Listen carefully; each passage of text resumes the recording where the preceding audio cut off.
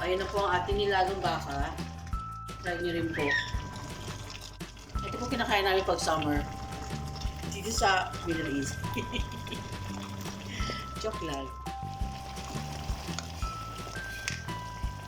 Asin lang po pampalasa natin dyan. Ay po, maglulog tayo ng baka. May version. Ito po ako nag-stay ng baka bago ko ilaga. May lasa na po yan. Okay. Sige lang po ng mga gulay-gulay. Ingredients. Ito po yung aking version ng nilagang baka. Ito kasi asin, paminta. As usual, kaya dati optional. Wala ko sa pinta. Ayaw lang yan, huwag lang gulay. Nakasal habang nagsusutay. Malakas ang apoy. Ayon sa mga expert na mga chef. Hindi po ito dumi ha. Dito po ako nag-sutay kanina ng baka. Ayun ako sa pan fry bago ko nilaga. Wala lang. Kasi natin itong nilagang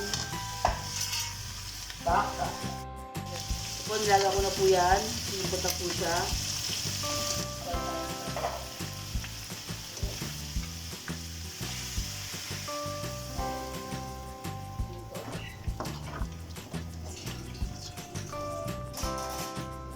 Susunod natin yung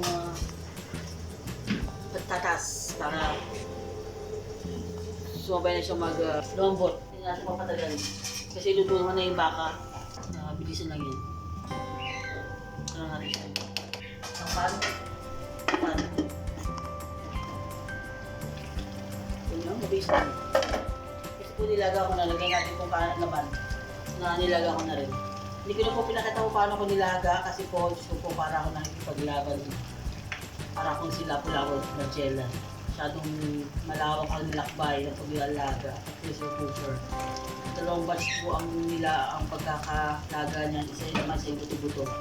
Nalagay nyo ng tubig palagay. Nalagay yung mga papalasa, sibuyas, bawang, luya, laurel, asin, paminta, etc. Kung ano pa gusto nyo pampalasa. Szechuan peppercorn, black pepper.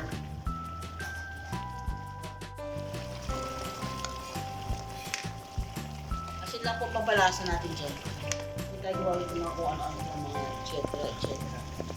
Sarap po ng sabaw. Palagay mo natin yung sabaw.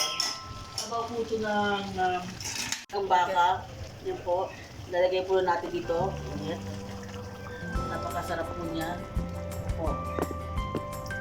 Matas na ang dapat lahat ng mga katas dyan. Lagyan natin ito. Carrots. Gusto ko lagyan ng carrots para healthy. Again po, this is po my version. Kaya po tayo ng version. Gusto ko lagyan ng carrots. Kaya po pag gusto nyo lagyan pa ng mga ibang gulay, it's up to you po. Cabbage. Ito yung nilagang baka or beef stew. Tawagin.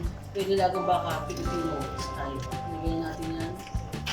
Nilagyan natin yan. Ayun na po ang ating nilagang baka. Ready for lunch. Yun rin po.